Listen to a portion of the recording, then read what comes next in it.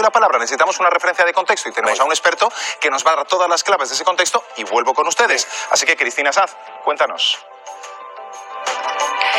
Pues eso es, vamos a analizar el conflicto del taxi y para ello vamos a responder a algunas preguntas. Contamos aquí en nuestro plato en turno de palabra con el abogado Ignacio Palomar. Ignacio, ¿qué tal? Muy buenas noches, bienvenido a Turno de Palabra. Muchas gracias. La primera pregunta es, ¿cuáles son las cifras reales, Ignacio? Pues tenemos dos vertientes. Una sería la vertiente de Madrid o Barcelona y otra el resto de España. En Madrid o Barcelona, en apenas un año, las licencias se han multiplicado por 3. Y en el resto de España tenemos por 2. Esto quiere decir que el taxista venía de un contexto en el que estaba en monopolio y está conociendo lo que es la competencia hoy en día.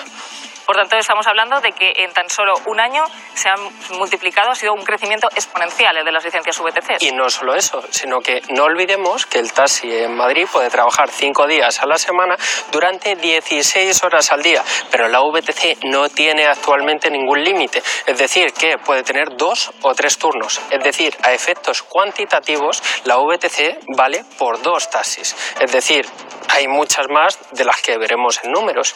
Ignacio, ¿cuándo se inició la disputa que estamos viendo en estos días? La disputa actual se inicia en 2009, que se promueve la ley Ómnibus, que genera un vacío legal, y este vacío legal se prorroga hasta 2015. Es ahí cuando realmente se pone el tapón, podríamos decirlo así, a esta barra libre de solicitudes.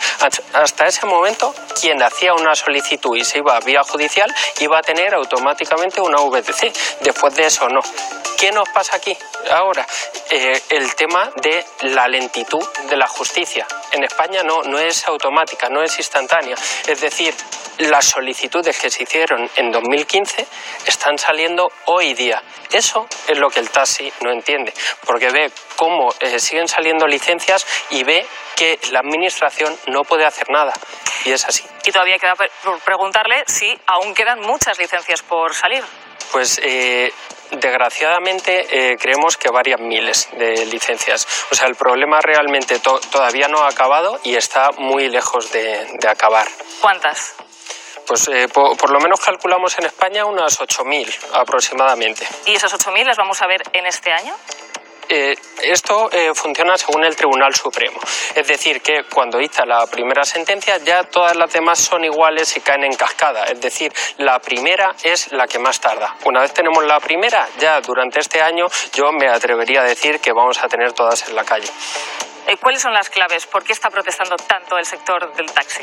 Realmente tenemos un sector que está muy regulado y tenemos un sector que está desregulado totalmente. Entonces, el sector del taxi, por poner un ejemplo, para conducir tienes que tener un certificado de antecedentes penales. En las VTCs no. El chofer también tiene que hacer una formación que no es fácil. En el Ayuntamiento de Madrid es complicado, se llama el examen de la cartilla municipal. En la VTC cualquiera con un carnet puede conducirla. Vemos muchos contrastes y estos contrastes son los que hacen que el taxi se sienta con esa competencia desleal. Ignacio, ¿y hay solución?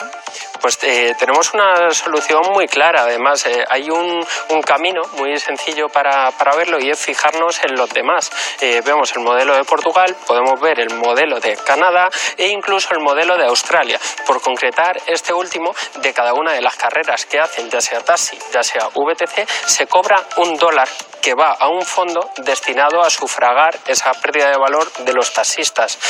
A cambio de esto, se liberaliza el sector de las VTCs. Es decir, cualquier persona que quiera una, la pide y puede conducir libremente. Además de eso, el gobierno australiano lo apoya con un fondo de $250 millones. Con todo esto, el taxista está contento porque haya VTCs, porque cuantas más haya, más dinero va a ir a su fondo.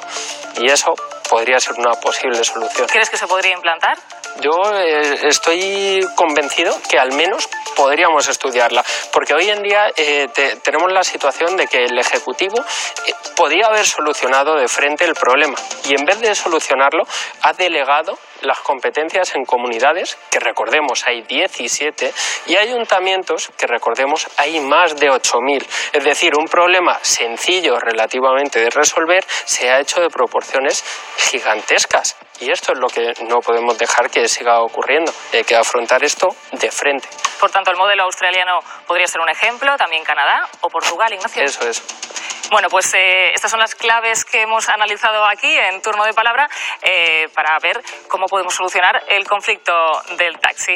Así que aquí lo dejamos, Javier. Pues muchísimas gracias, Cristina. Estos son los datos de contexto.